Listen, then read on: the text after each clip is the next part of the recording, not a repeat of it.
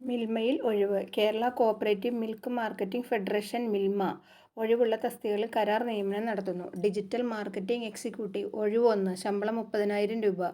യോഗ്യത മാർക്കറ്റിംഗ് അല്ലെങ്കിൽ ഡിജിറ്റൽ ടെക്നോളജിയിൽ ബിരുദം. ഡിജിറ്റൽ മാർക്കറ്റിംഗ്, കണ്ടന്റ് മാർക്കറ്റിംഗിൽ 2 വർഷത്തെ പ്രവൃത്തി പരിചയം. ഗ്രാഫിക് ഡിസൈൻ, കണ്ടന്റ് പ്രൊഡക്ഷനിൽ പരിചയം ഉണ്ടായിരിക്കണം.